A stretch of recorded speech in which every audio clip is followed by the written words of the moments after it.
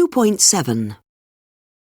With me in the studio today, I have Richard, who's a pilot, and Bryn, who's an air traffic controller, and they're going to answer some of the most frequently asked questions about flying and air travel.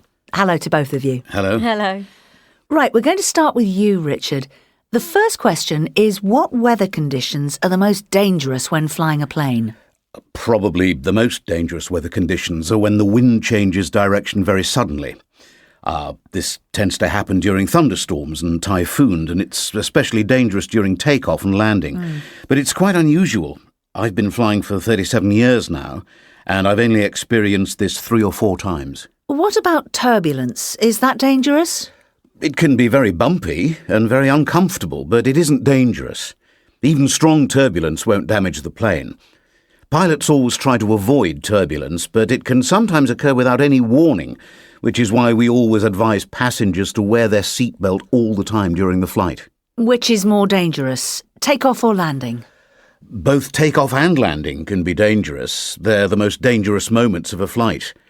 Pilots talk about the critical 8 minutes, the 3 minutes after takeoff and the 5 minutes before landing. Most accidents happen in this period.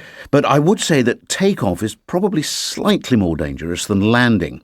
There is a critical moment just before takeoff when the plane is accelerating, but it hasn't yet reached the speed to be able to fly. If the pilot has a problem with the plane at this point, he has very little time, maybe only a second, to abort the takeoff. Are some airports more dangerous than others? Yes, some are, particularly airports with high mountains around them and airports in countries with older or more basic navigation equipment. For some difficult airports, like, let's say, Kathmandu, they only allow very experienced pilots to land there. And for some of these airports, pilots have to practice on a simulator first before they're given permission to land a plane there. Thanks, Richard. Over to you, Bryn. What personal qualities do you think you need to be an air traffic controller? I think confidence is number one. You need to be a self-confident person. You have to be sure of yourself and of the decisions you're making. Most people imagine that being an air traffic controller is very stressful. Do you agree? Actually, on a daily basis, the job isn't as stressful as people think.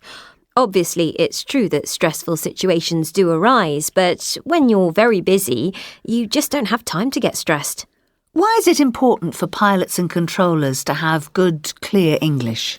English is the official language of air traffic control. We communicate with pilots using very specific phrases like runway, wind, cleared for takeoff, turbulence, traffic ahead, to your left, to your right, things like that.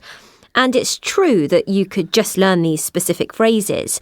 But then, in an emergency, you don't know what language you might need. It's much less predictable, which is why it's vital for pilots and air traffic controllers to speak really good, clear English. If I could just interrupt here. In fact, there have been several air crashes which happened because the air traffic controller misunderstood something that the pilot had said in English, or vice versa, because their pronunciation wasn't clear enough. Yes, that's right. Finally, people tend to think that most pilots and air traffic controllers are men. Would you say that was true? Not in air traffic control. There are lots of women. It may not be 50-50, but there are plenty of us. It's true about pilots, though. I mean, there are some women pilots, but it's still quite a male-dominated job, I'd say. Why do you think that is?